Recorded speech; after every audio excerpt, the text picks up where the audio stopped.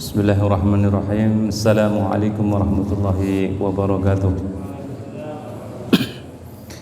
Alhamdulillahilladzi nahmaduhu wa nasta'inuhu wa nastaghfiruhu wa na'udzu billahi min syururi anfusina wa min sayyiati a'malina.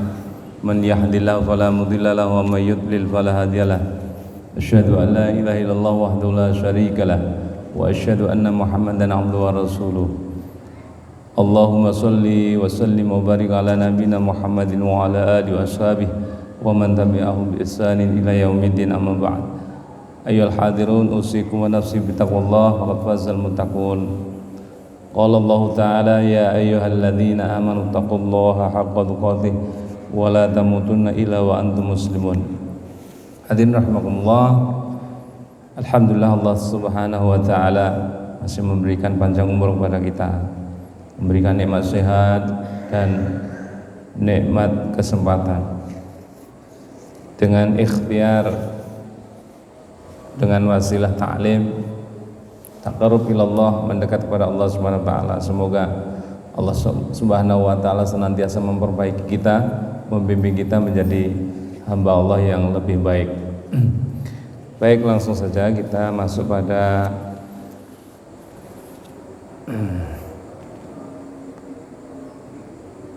kemarin tentang syafaat sudah selesai, Pak ya. Setelah syafaat itu ya, Nabi itu tidak dapat memberi hidayah. Sudah belum? Sudah ya. Ya. Jadi pada pertemuan yang lalu bahwa Nabi itu tidak bisa memberikan hidayah sekalipun kepada orang yang dicintai. Jadi wa ma'alaina ilal balagul mubin. Kami ini hanya bisa menyampaikan, kata Rasulullah sallallahu alaihi wasallam. Maka dari itu kita diperintahkan minta hidayah kepada Allah itu sepanjang hari ya. Sepanjang hari. Di dalam sholat kita 17 kali 17 rakaat ihdinas siratal mustaqim. Karena yang membolak-balikkan hati itu Allah. Kita juga diajari doa oleh Rasulullah, ya muqallibal qulub wa hidzat, yang membolak-balikkan hati ya. Tsabbit qulubana ala dinik, tsabbit qulubana ala dinik, teguhkanlah hati kami di atas agamamu. Banyak kisah, banyak cerita orang yang pagi harinya itu beriman, sore harinya kafir. Ini penting ya, agar kita selalu berdoa kepada Allah Subhanahu wa taala agar kita dijadikan hamba yang istiqomah ila akhir hayat. Selanjutnya kita akan masuk pada bab berikutnya. Penyebab utama kekafiran itu adalah al-ghulu, sifat atau sikap berlebih-lebihan di dalam mengagungkan orang-orang saleh. Dulu di zaman Nabi Nuh alaihissalam ya, ada kejadian ya. Ada kejadian orang-orang soleh di zaman Nabi Nuh ya. Saat orang-orang soleh ini meninggal, sebagai bentuk mengenangnya, mereka ini dilukis, dibuat patung ya. Dibuat patung sebagai bentuk ya, mungkin kenangan atau bagaimana gitu ya, sebagai bentuk hormat gitu. Tapi kemudian orang alimnya itu meninggal, maka yang terjadi adalah ya, karena orang alimnya meninggal, orang yang paham agama saat itu sudah meninggal, akhirnya setan masuk ke dalam hati orang-orang juhala, orang-orang yang bodoh ini, jauh dari ilmu ini, untuk menyesatkan mereka yang tadinya cuma ya mewujudkan orang-orang soleh itu dalam bentuk patung. Lama-lama patung itu disembah ya. Ini akhirnya terjadilah kesyirikan pertama kali di masa Nabi Nuh alaihissalam ya. Hadirin rahimakumullah. Kata Allah Subhanahu wa taala, firman Allah surat An-Nisa ayat 171 ya. An-Nisa ayat 171. Ya ahlal kitab, wahai ahli kitab Yahudi Nasrani ya. La taghlu fi dinikum, janganlah kalian tuh melampaui batas dalam agama kalian. Ya. Wala taqulu, dan janganlah kalian tuh mengatakan Allah atas Allah illa al-haq, kecuali kebenaran. Ini orang Nasrani itu mengatakan bahwa Allah itu punya anak, Isa itu anak Allah, kan gitu. Makanya dikatakan dalam Al-Quran, laqad kafarul ladzina qalu Isa ibnullah, sungguh telah kufur, telah kafir ya orang-orang yang mengatakan bahwa Isa itu anak Allah. Ini mengatakan sesuatu yang tidak benar ya, tidak ada dasarnya. Termasuk orang-orang Yahudi, termasuk ya. Apalagi ini orang-orang ahli kitab, ini orang-orang yang diturunkan kitab kepada mereka. Kalau di luar itu malah banyak penyelewengannya ya. Bahkan dalam Al-Quran dikatakan kita ini sudah diwanti-wanti, wala taqfu ma laysa laka bihi ilm. Jangan mengatakan sesuatu yang tidak engkau punya ilmu tentangnya. Ini kalau bicara agama ya, itu harus hati-hati Pak. Apalagi kalau dipanggil di suatu stasiun televisi, disuruh jadi komentator atau suruh narasumber, kalau bukan ahlinya ya biarpun iming-imingnya banyak nggak usah. Nanti resikonya itu ya bisa menyesatkan orang banyak ya. Kalau bukan ahli agama ngomong agama, nanti bisa menyesatkan orang banyak. Dan ketika mengatakan sesuatu tentang Allah itu bukan pada dasarnya, itu suatu kezaliman yang besar. Jadi Allah sudah melarang, ya ahlal kitab, wahai ahli kitab, la taghlu, janganlah kalian itu berlebihan ya, melampaui batas fi dinikum dalam agama kalian ya. Wala taqulu 'alallahi ilal haq, dan janganlah engkau katakan terhadap Allah, tentang Allah, ilal haq, kecuali yang benar sesuai petunjuknya. Kalau Yahudi ya sesuai Tauratnya. Nah, kalau maksudnya kitab yang aslinya itu, ya kan? Termasuk kalau Nasrani ya sesuai dengan kitab Injil yang asli. Tetapi kenyataannya yuharrifunal kalima am mawadihi, mereka itu menggeser, merubah al-kalimah, jadi kalam-kalamnya itu dalam kitab itu an mawadihi, dari posisinya, jadi sudah dirubah ya itu. Makanya di kitab Injil pun juga dikatakan nanti akan datang ya nabi selanjutnya kan gitu ya. Dalam surat Shaf itu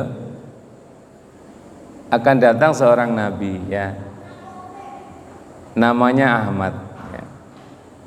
Jadi mereka itu sebelum Nabi Muhammad datang, sebelum Al-Quran itu turun, mereka sudah memberikan informasi, sudah woro-woro, sudah membenarkan ya. Tapi anehnya begitu datang beneran Nabi Muhammad diangkat menjadi nabi, menjadi rasul, dan diturunkan kepada beliau wahyu melalui malaikat Jibril, mereka mengingkari. Karena apa? Datangnya dari suku Quraisy, bukan dari Bani Israel. Nah, ini mereka kemudian mendustakan. Jadi larangan hulu termasuk kita dalam beragama Islam ini harus mengikuti dasar-dasar yang sudah ditetapkan dalam Al-Quran dan Sunnah ya. Kalau dalam Al-Quran dan Sunnah itu tidak ada, kita kalau bicara hukum maka ijma ya. Ijma ini juga berangkat dari Quran dan Sunnah ya. Tapi bukan ijma'nya kita, bukan ijma'nya. Ijma' itu kan artinya kesepakatan, ijma' kumpulan. hasil istinbat simpulan dari para sahabat, ya, ijma'nya para sahabat, ya. Kemudian kalau yang keempat itu kalau Imam Asy-Syafi'i itu pakai kias. Kias itu mengkiaskan, tapi bukan sama sekali tidak pakai dasar. Jadi kan Al-Qur'an itu ada yang muhkamat, yang jelas hukumnya, ada yang mutasyabihat, yang di situ ada ranah tafsir, gitu kan. Contoh yang muhkamat itu apa? Banyak ya, yang muhkamat itu banyak. Termasuk kalau bicara ilmu waris itu di situ muhkamat, jelas hitung-hitungannya jelas. Kalau laki dapat 2 kali bagian dari perempuan. Kalau orang mencuri disuruh potong tangan, itu muhkamat jelas, gitu kan. Tapi ada yang mutasyabihat, yang di situ itu bisa ditafsirkan oleh mereka yang mujtahid, kapasitasnya itu mujtahid, ya mujtahid. Jadi bukan asal orang bisa mentafsirkan, kan gitu.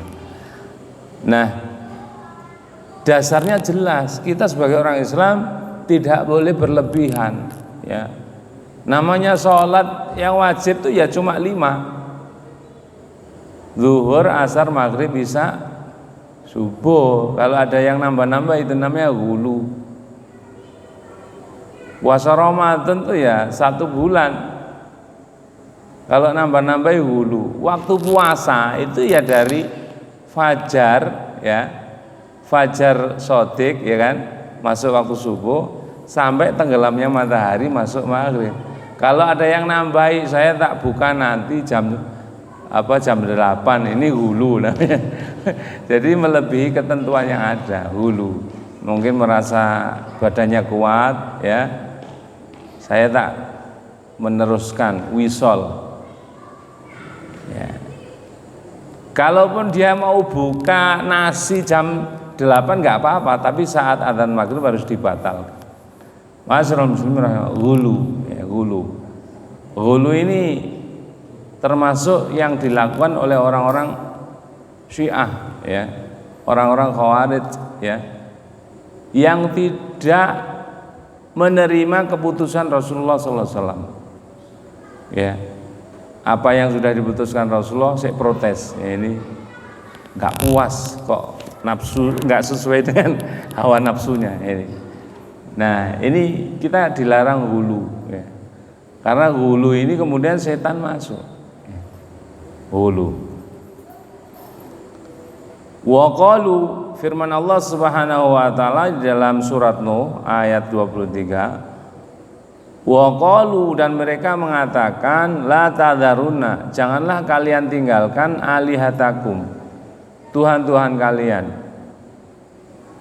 Ya, wala tadharuna, dan janganlah kalian tinggalkan wadda, ya, sesembahan wadda. Wala su'a, dan su'a. Wala yahusa, dan yahus. Wala ya'uqa, dan ya'uq. Wala nasro, dan wa nasro, dan nasar. Jadi 4 nama ini kan sebenarnya tadinya orang soleh, tapi kemudian dibuat patungnya, kemudian disembah patungnya, ya. Wa qalu, dan mereka kaum Nabi Nuh itu berkata, la tadharuna ahliyatakum, janganlah sekali-kali kamu meninggalkan penyembahan tuhan-tuhan kamu.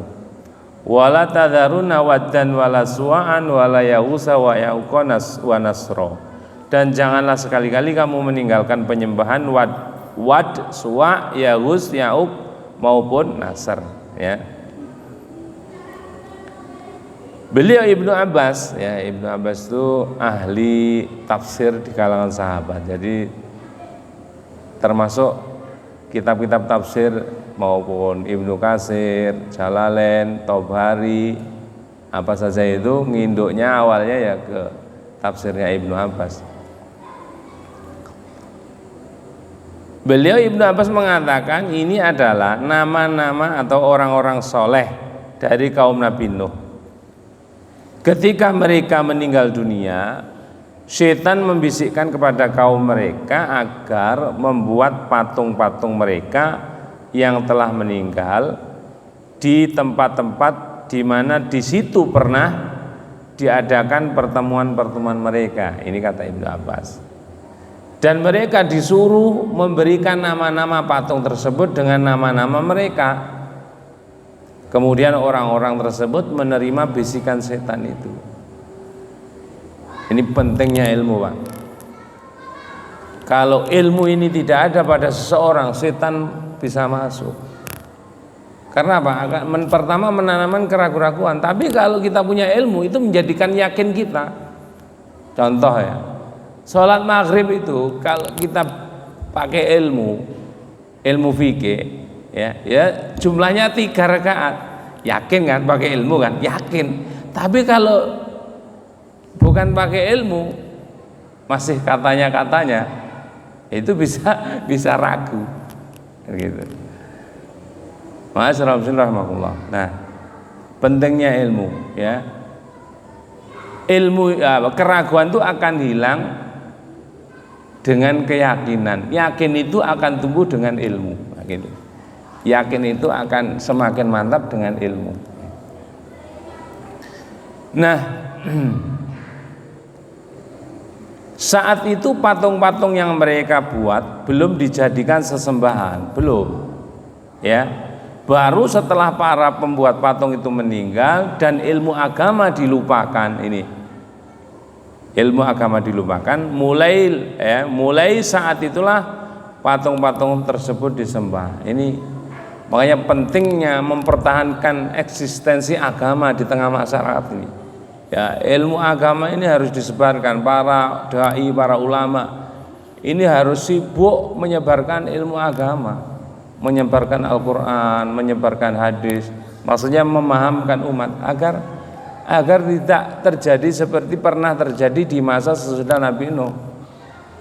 Ya, tapi kalau para orang-orang berilmu itu ya sudah disibukkan dengan iming-iming dunia, nanti dia sudah enggak beraktivitas sebagai dai, sebagai ulama. Ini pentingnya. Jadi al ulama warasatul anbiya. Para ulama itu, orang-orang berilmu itu pewarisnya para nabi. Kalau sudah nggak ada para ulama, ya bahaya. Ya, warisan nabi ini bisa berhenti. Ini maka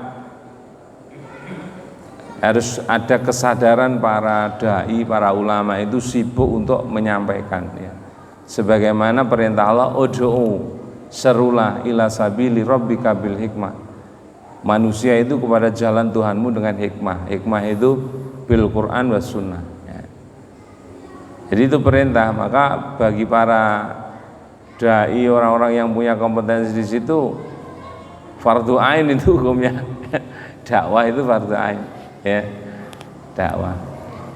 Nah, Ibnul Qayyim berkata, banyak para ulama salaf mengatakan setelah mereka itu meninggal, ya, banyak orang-orang yang berbondong-bondong mendatangi kuburan mereka. Lalu mereka membuat patung-patung mereka. Kemudian setelah waktu berjalan beberapa lama, akhirnya patung-patung yang tadi dibuat itu dijadikan sesembahan. Ini setan berhasil membisikkan. Ya. Setan berhasil membisikkan. Ini pentingnya ilmu. Orang kalau nggak punya ilmu itu ngawur, Pak. Ngawur.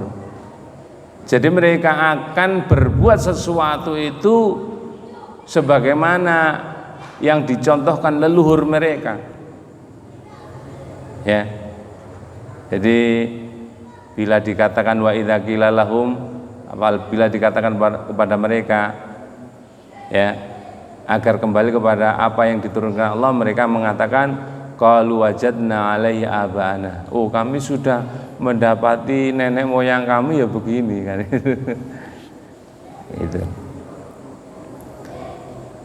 Jadi pada akhirnya yang tadinya cuma dibuat patung, setelah yang buat patung meninggal, orang alimnya meninggal, patung itu disembah karena dibisikkan oleh setan. Nah, Ini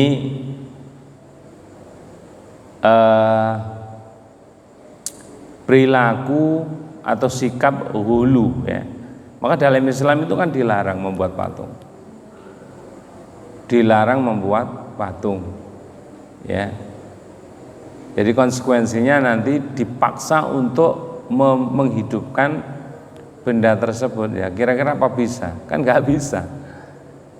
Dan itu ya kalau pelanggaran itu identik dengan hukuman. Kalau di dunia melanggar syariat Allah ya, di akhirat akan dihukum oleh Allah Subhanahu wa taala. Nah, dilarang berlebihan, termasuk berlebihan kepada Nabi kita nggak boleh. Ya, kita memang disuruh mencintai Nabi. Bahkan kata Rasulullah, la yu'minu ahadukum, kalian tidak beriman atau kalian tidak sempurna iman kalian hatta akuna ahabba ilaikum, ya, sampai aku ini lebih kamu cintai min nafsihi, daripada dirinya, wa walidihi, dan orang tuanya, wan nasi ajmain, dan manusia seluruhnya. Suatu ketika Umar ini menyatakan cintanya kepada Rasulullah, ya Rasulullah, aku mencintaimu setelah mencintai diriku. Maka Umar ditegur, hei Umar, perkataanmu itu masih salah. Lalu bagaimana yang benar? Aku mencintaimu, katakanlah aku mencintaimu melebihi cintaku pada diriku sendiri. Lalu diikrarkan, baru sekarang sahih, baru walan sahih, sekarang baru benar gitu. Jadi cinta kita kepada Rasulullah itu harus melebihi cinta kita terhadap diri kita sendiri. Sebagaimana yang sudah dibuktikan oleh Thalhah bin Ubaidillah di perang Uhud, Pak. Saat perang Uhud awalnya menang, jadi Rasulullah sudah ngatur strategi, ya sudah diatur. Ini pasukan yang di bawah, ini pasukan pemanah di atas, ya jumlahnya sekitar 50 atau sampai 70. Jangan melampaui komando. Kalau nggak ada komando turun, jangan turun kan gitu. Perang Uhud menang. Lalu kemudian yang bawah ini sibuk mengumpulkan ghanimah, ya kuda, baju besi, onta dan sebagainya. Yang di atas tahu musuh itu melarikan diri, ya mereka tergiur dengan dunia. Mujahid itu, Pak, pejuang Allah itu bisa tergiur dengan dunia. Ini mujahid ya. Mujahid di kelasnya sahabat Rasulullah, apalagi mujahid sekarang. Mujahid ya. Mujahid 212 ya. Kena fulus mampus ya. Kan mundur kan, akhirnya keluar dari barisan kan. Nah, itu nanti kalau bicara dunia memang dahsyat sekali ya, sampai Rasulullah itu mengatakan ad-dunya khadiratun, dunia itu hijau, ad-dunya khulbun, dunia itu manis. Makanya fattaqu fitnatad dunya, takutlah terhadap fitnah dunia dan sebagainya. Nah, di perang Uhud itu, Pak, ya, lalu pasukan yang di atas turun. Nah, ada sebagian orang musyrikin itu melihat bahwa posisi di puncak Uhud itu kosong. Akhirnya mereka melakukan semacam ini kembali, kemudian mutar balik, dia naik ke puncak, kemudian menyerang pasukan kaum muslimin yang sedang mengumpulkan ghanimah tadi. Singkat cerita, di perang Uhud itu kalah, Pak. Akhirnya awalnya menang, akhirnya kalah. Kenapa kalah itu? Gak disiplin sama pemimpin. Makanya orang Islam itu diajari kalau sama pemimpinnya samina wa ta'na ya. Tapi pemimpinnya harus berjalan di atas ketaatan Allah dan Rasulnya gitu kan. Maksudnya pemimpinnya benar ngarahkan pada yang betul, bukan ngarahkan pada yang salah. Ini kunci, dan itu kan dipraktekkan di semua militer kan. Samina wa ta'na, siap komandan gitu kan. Tapi kalau Islam itu masuk akal, bilang siap komandan itu masuk akal perintahnya gitu. Maksudnya perintahnya itu tidak melanggar syariat. Kalau di luar Islam kan bisa saja terjadi pelanggaran syariat kan gitu. Tapi ya siap komandan kan. Ini. Lalu kemudian Rasulullah didesak oleh orang-orang kafir Quraisy, maka sahabat-sahabat itu berjuang membuktikan cintanya ya kepada Rasulullah itu melebihi kepada dirinya sendiri, cintanya kepada dirinya. Salah satunya Ubaidillah ya, siapa tadi? Talha bin Ubaidillah. Sampai tangannya putus, Pak. Itu masih membela Rasulullah sallallahu alaihi wasallam. Ya kan?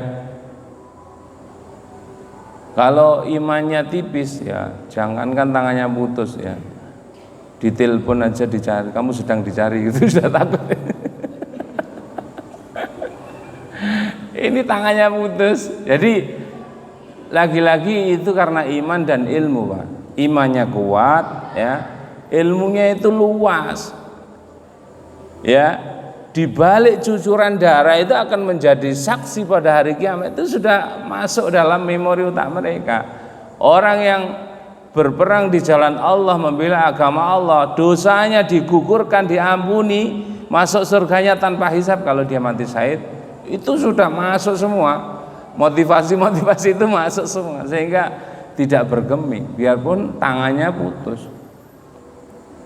Nah, dia lebih baik dirinya yang menjadi korban daripada Rasulullah SAW, karena dia berpikir bahwa ya satu, Rasulullah ada seorang Nabi Rasul yang membawa misi yang besar ya.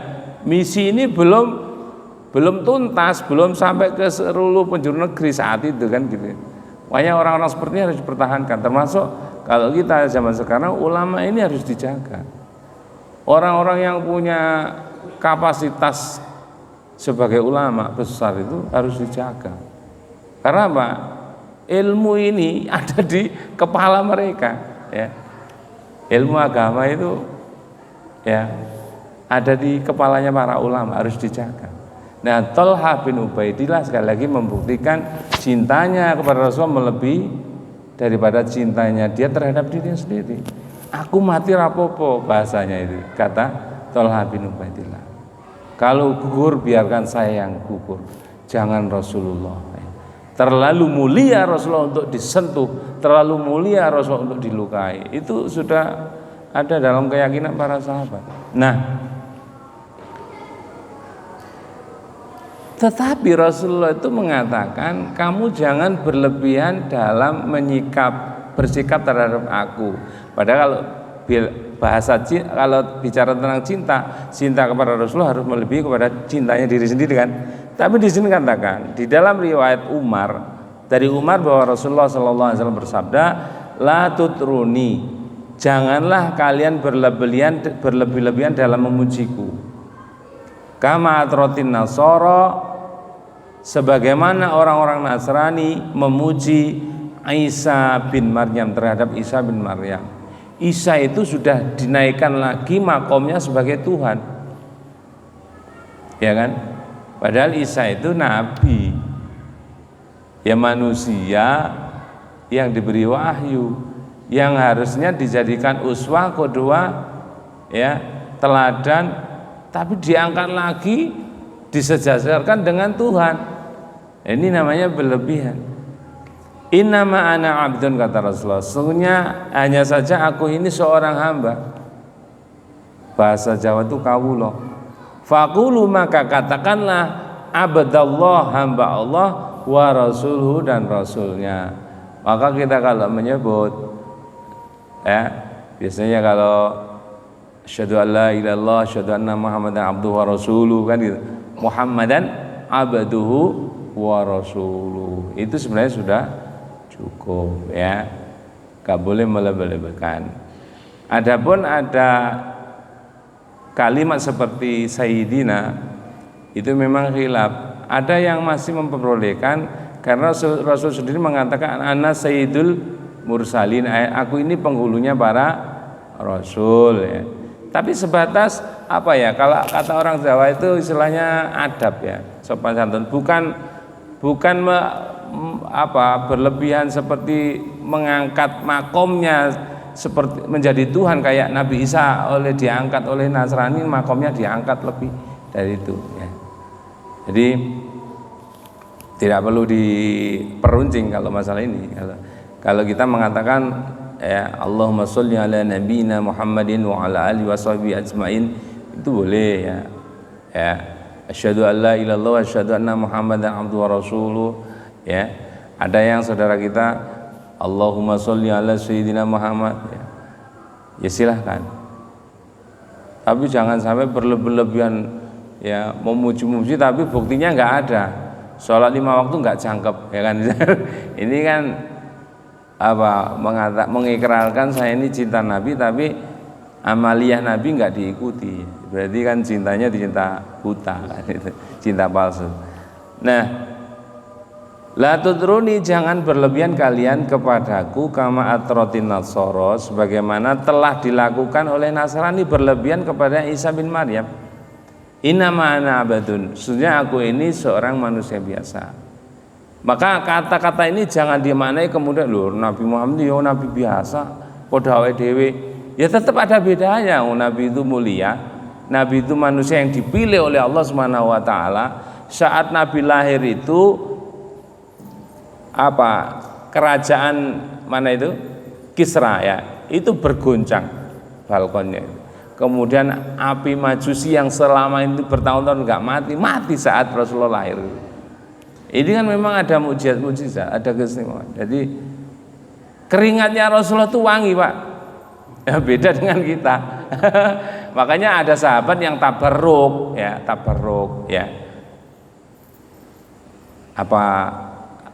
rambutnya atau apa, karena kemuliaannya. Tapi bukan berbuat syirik maksudnya, tabarruk, mengambil berkah ya. Ada yang sampai seperti itu ya. Nah, jadi itu memang kalau Rasulullah ya beda, keringatnya wangi ya. Ada orang itu tabarruk kepada, ada seorang dianggap wali ya, pengen tabarruk ya.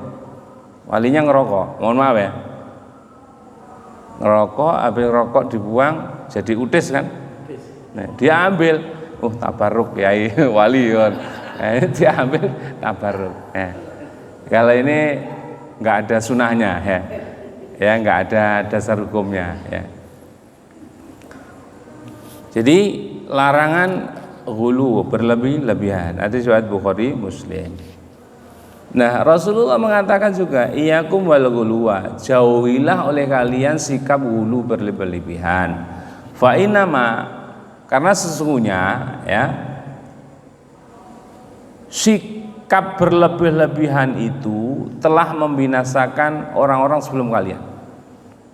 Fa innama ahlaka man kana qablakum al-ghulu, yang telah menjadikan sebab binasanya orang-orang sebelum kalian itu al-ghulu, sikap berlebihan dalam beragama. Ini ya, tadi ghulu, tadinya orang soleh meninggal dibuat patung, lama-lama dibisikkan. Ya, kalau kita sudah dikasih rambut, dilarang membuat patung. Makanya kalau kita tahu larangan itu tidak boleh buat patung ya. Kalau belum tahu dan telah membuat patung, ya harus dihilangkan. Minimal itu tidak dibuat sempurna. Kalau tadinya patung sempurna ya kepalanya diambil kan. Jadi supaya kalau disuruh menghidupkan kan nggak ini kan gitu ya. Karena ada sebagian mengatakan kalau tidak sempurna boleh, cuma gambar tangan toh gitu kan, bukan makhluk hidup utuh gitu ya. Ada yang mengatakan seperti itu. Nah, hadirin rahimakumullah, jadi kita dikasih peringatan oleh Rasul agar menjauhi sikap hulu, berlebih-lebihan ya.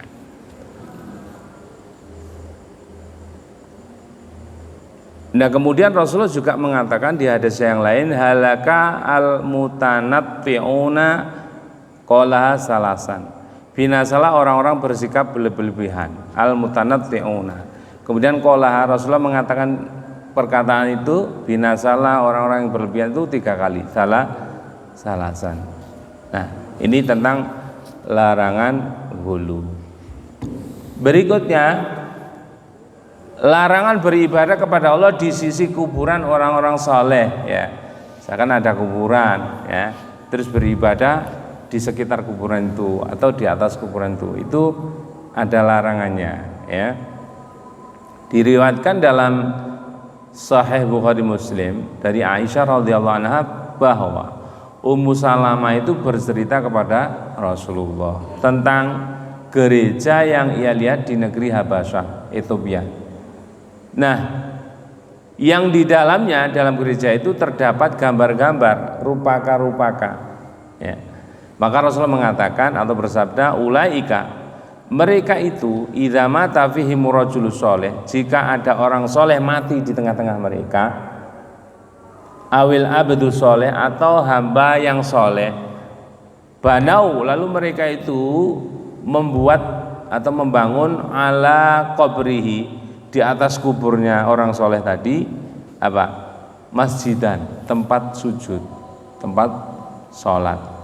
Wasawwarahu, dan mereka menggambar, membuat patungnya, fihi, di dalamnya, tilka surah.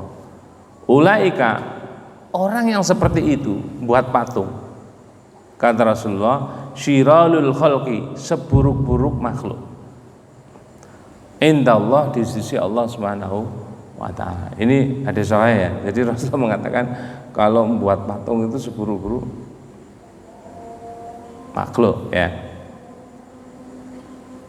Jadi mereka itu apabila ada orang soleh atau hamba yang soleh meninggal, mereka bangun di atas kuburannya sebuah tempat ibadah, masjidah, dan mereka membuat di dalamnya rupaka-rupaka, dan mereka adalah sejelek-jelek makhluk di sisi Allah Subhanahu wa ta'ala, ya. Nah, mereka itu dihukumi oleh beliau sebagai sejelek-jelek makhluk, syirarul khalqi, karena mereka melakukan 2 fitnah sekaligus, yaitu fitnah memuja kuburan tadi, ya. Kalau ada orang meninggal, orang soleh meninggal, terus di atas kuburnya itu dibuat masjid. Yang kedua, mereka itu fitnah, yang kedua itu membuat patung-patung, ya. Makanya dikatakan syirarul khalqi. Mungkin mau ada, Pak?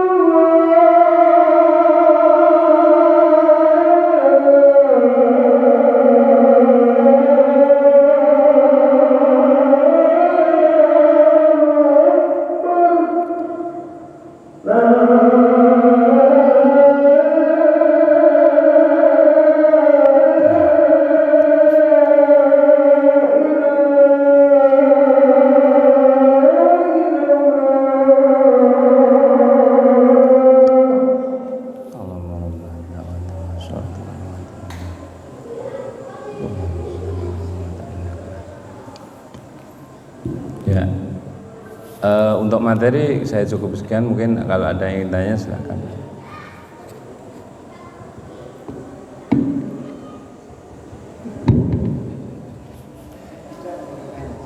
Nggih.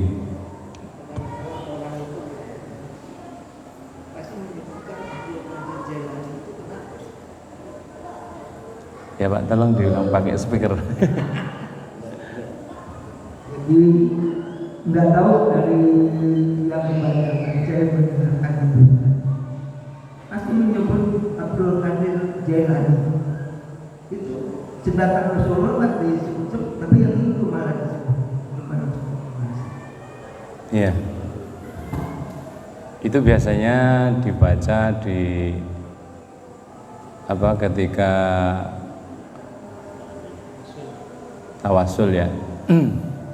Yang pertama mereka menyebut Nabi ya, ila hadratin Nabi itu kan. Jadi ila hadratin Nabi Mustafa Rasulullah SAW dan seterusnya. Wazwaji ya, kalau saya juga hafal Pak. Terus kemudian mereka menyebut salah satu tokoh gitu kan. Kalau itu sebenarnya tergantung siapa yang mau dituju. Kalau saya pernah di tempat saya itu kan di Ponorogo ya. Di situ ada orang yang babat alas di Ponorogo, termasuk menurut sejarahnya yang babat alas yang dakwah pertama itu seperti Bathara Katong gitu. Itu mereka disebut ya. Nah, kalau Syekh Abdul Qadir Jailani ini sebenarnya kalau dalam buku-buku itu ya diterangkan mereka orang soleh ya, orang soleh ya, orang soleh. Nah, sebagian mengatakan di kalangan sebagian tuh mengatakan Sultanul Aulia ya. Jadi sultannya para wali gitu kan. Jadi mereka ya namanya biasa kan gitu. Jadi tawasul itu kan orang Jawa, bahasa Jawanya itu gini. Mereka itu memaknai kita kan mantu ya, punya hajatan. Terus saya bawa makanan ke Pak Edi, nonjok ya. Jadi dipancing, ngirim makanan. Masa ditonjok engko gak buuh kan gitu. Jadi kalau disebut-sebut nanti juga ada balikannya gitu loh Pak. Jadi yang saya tangkap ada argumen Jawanya seperti itu. Jadi di balik tawasul itu juga ada kembaliannya gitu kan. Jadi mengapa mereka sering itu disebut? Karena dianggap Sultanul Aulia. Jadi orang-orang yang itu diutamakan disebut gitu loh ya, disebut ya. Jadi ada buku ya Pak, buku karangan Syekh Utsaimin ya. Situ judulnya tawasul ya. Kayak kalau nggak salah sudah ada terjemahnya. Itu dibahas tawasul itu menurut syariat bagaimana, tabaruk itu menurut syariat gimana. Di situ disebutkan ada tawasul yang syar'i yang boleh, ada dasar hukumnya, ada yang ghairu syar'i yang tidak ada dasar hukumnya gitu kan. Di situ akan lebih. Jadi itu kalau dibahas agak panjang Pak. Jadi singkat cerita ya kalau tidak punya ilmunya nggak usah ikut-ikutan gitu kan, lebih aman kan gitu. Ya, jadi kita yang tawasul yang sudah masyhur dengan Asmaul Husna gitu kan, ya Ghaffar gitu kan, Ighfirli kan gitu. Ya Rahman irhamni dan seterusnya. Itu kan Rasulullah Allah bilang walillahil asmaul husna, Allah memiliki nama-nama Asmaul Husna. Fad'uhu biha, berdoalah kepada Allah dengan nama itu kan gitu ya. Ini yang gampang-gampang lah, yang aplikatif gitu, yang jelas dasar-dasarnya sehingga kita kan nanti dipertanggungjawabkan Pak. Setiap perbuatan kita dipertanggungjawabkan gitu kan. Dan kita disuruh percaya diri oleh Allah. Ud'uni, berdoalah kepada aku ya. Jangan nyuruh orang lain doakan maksudnya gitu. Jadi sukanya kan mampir-mampir ya, padahal Allah itu mendengar doa kita langsung ya. Ud'uni astajib lakum kan gitu. Enggak usah mampir-mampir, langsung doa kepada Allah kan gitu. Ya, semoga monggo ada sedikit. Kan kalau ada dalam sebuah kajian disampaikan bahwa kita boleh meminta doa para alim ulama, Iya. dalam rangka kita punya hajat apa. Ini kan juga bagian dari tawasul. Pertanyaannya begini, kalau ulamanya ini masih ada, dalam artian kita mengajak ulama pohon dibantu doa apa saja ini misalkan itu masih relevan.